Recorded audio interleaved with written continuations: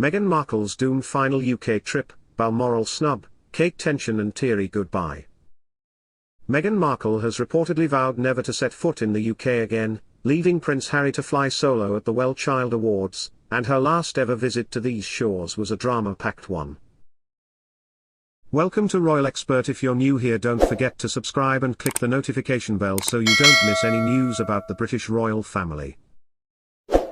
Since dramatically quitting as a working royal and setting up a new life in the United States, Meghan Markle's visits to the UK have been few and far between. She didn't accompany husband Prince Harry on his trip to Britain, and in fact, it is a whole year since the Duchess of Sussex was last on British shores.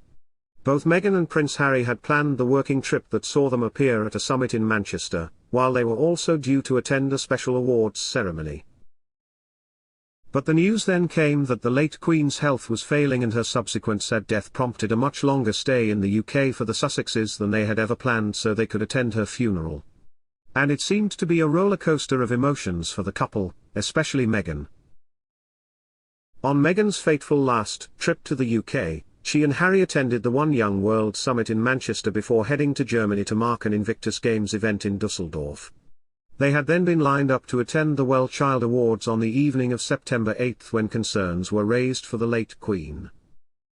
Royals raced to Balmoral to be at her bedside, and Harry and Meghan took the decision to cancel their appearance at the charity event.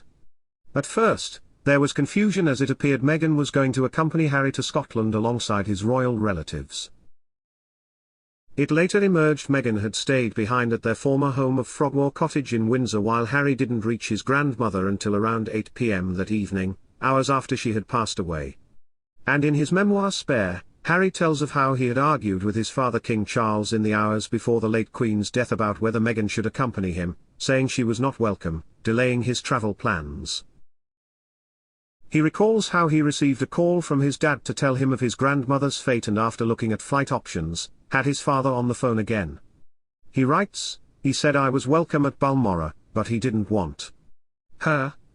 He started to lay out his reason, which was nonsensical and disrespectful, and I wasn't having it. Don't ever speak about my wife that way." He stammered, apologetic, saying he simply didn't want a lot of people around. No other wives were coming. Kate wasn't coming, he said, therefore Meg shouldn't. After Harry returned to England after spending just one night at Balmoral, he and Meghan grieved privately before their next surprise move. Despite a deep rift between the Sussexes and William and Kate, the new Prince and Princess of Wales, they appeared to put their differences aside in a joint appearance. Treatment and must pay huge fee for top agent. The two couples inspected the mountains of floral tributes to the late Queen that had been left at Windsor Castle before going to greet the hundreds of mourners and well-wishers who had turned out to see the royals. Their surprise reconciliation in front of thousands only occurred after extended negotiations which delayed their arrival by 45 minutes, The Times reports, after William is said to have sent a dramatic text asking Harry and Meghan if they wanted to join him and Kate. A Kensington Palace spokesperson added that William had invited Harry and Meghan to join him and Kate during the evening walkabout. They said, the Prince of Wales invited the Duke and Duchess to join him and the Princess of Wales.